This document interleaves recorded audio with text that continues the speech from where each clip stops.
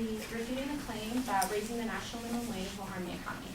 So my speaker made 3 secondary claims to support this, and they were that increasing the minimum wage will also increase the cost of products, making everyday products more expensive, and that it damages small businesses economically, and that it decreases employment opportunities.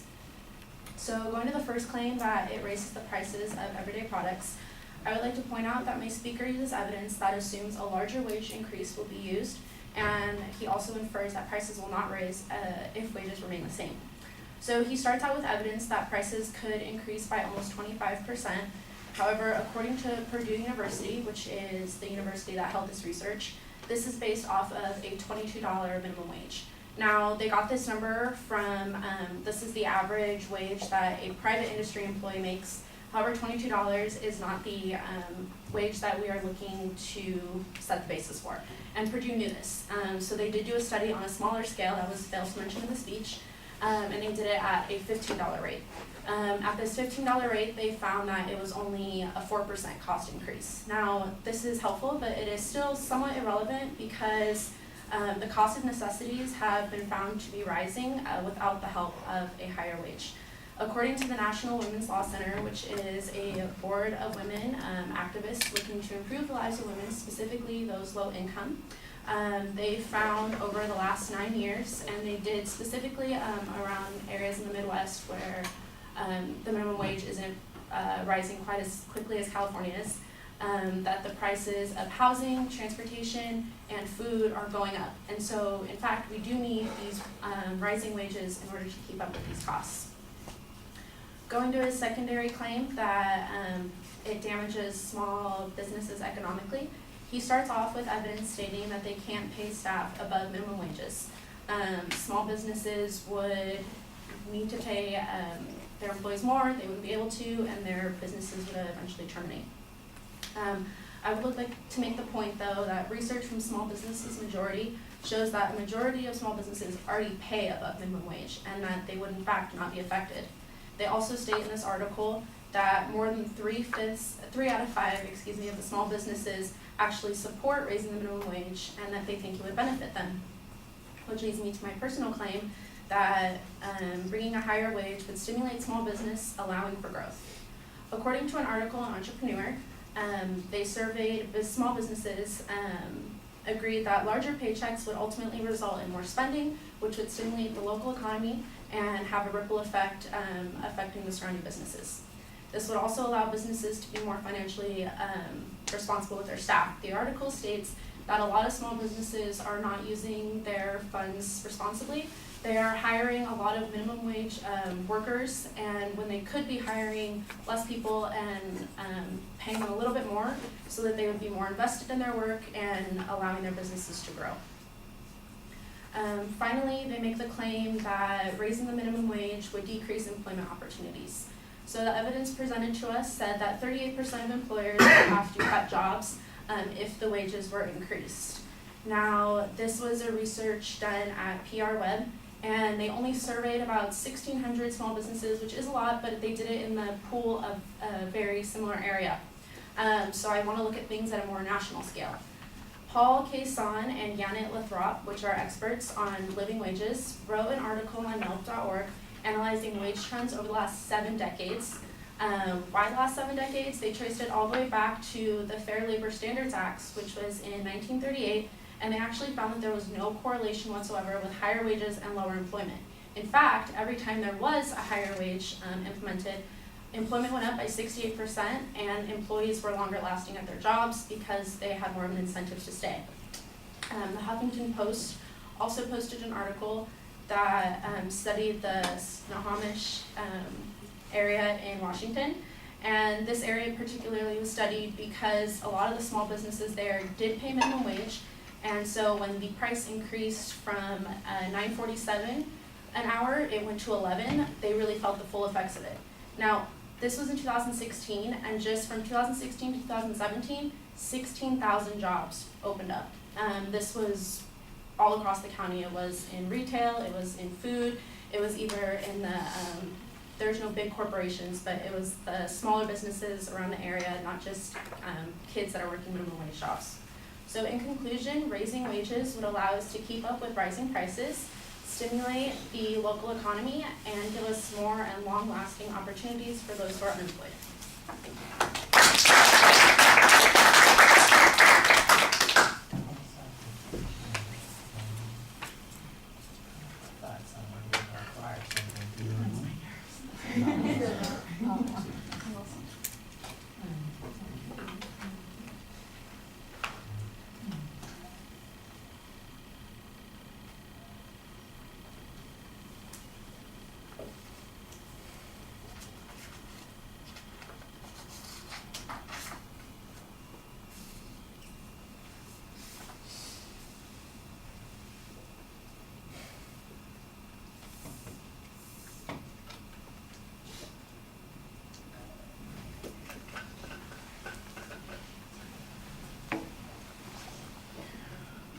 All right, the structural stuff is all fun.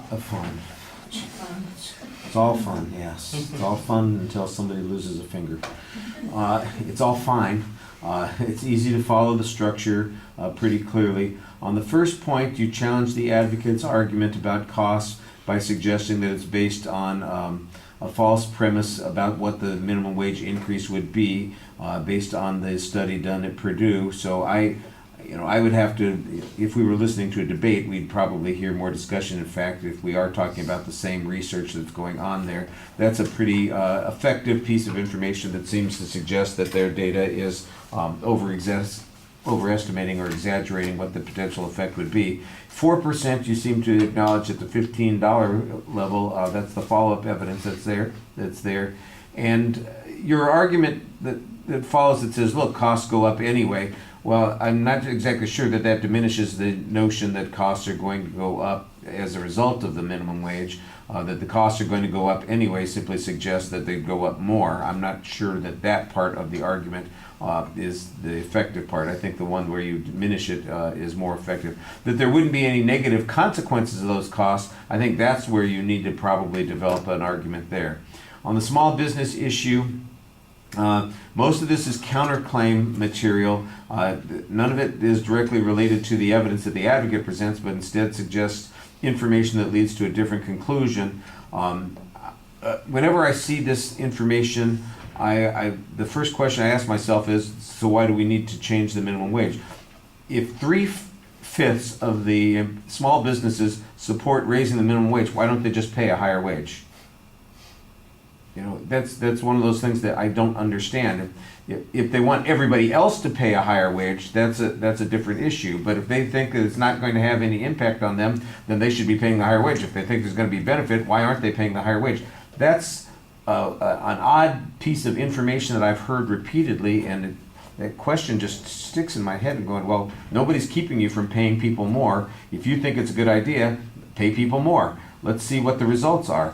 That, I think, is the better argument that you have is when they did increase the minimum wage and there were, expanded job opportunities. I think that argument that you have down at the bottom works a little bit more effectively. The notion that small businesses do see a stimulant effect there, I do think that that's pretty good, suggesting that there's going to be the idea that there's going to be additional spending as a consequence of that. I'm not sure anybody would challenge the notion that if people have more money, they're going to spend more money. That part is true. The question is that going to have a negative effect on the businesses by having to provide that money? Do we get as much economic activity increase from the increased spending as you would get from whatever economic harm there is from changing where the direction of the money goes from the employers in the first place? And to me, the last piece of information that you have on that second point seems to feed the advocate's third point, which you then go and try and respond to, because your own evidence says, or at least the conclusion that you're suggesting says, they'd be better off keeping some employees instead of hiring as many people as they do and just keep the good folks. And I'm going, well, isn't that what the advocate's suggesting is going to happen in that third point? That they would contract the labor force and just pay the people that they think are worthwhile, or keep fewer people as a consequence, because that seems like that's that whole third point. On your third point, though, you have kind of a different direction on this. You're suggesting that there isn't really much of a relationship here. You've got one statistic that talks about how wages increase. It doesn't seem to have any effect on employment. I think that that's a reasonable piece of evidence to present, although, like I said, it does seem to contradict the position that you took up above. And then the particular example of Snoqualmie, which apparently had an increase in their wages and had a continued expansion of jobs. I don't, that's a good piece of information. It forces people to make an argument about it. There may in fact be other explanations about what's going on there, but at least you've got a solid piece of information that you could use that forces some confrontation on that issue. All right, thank you.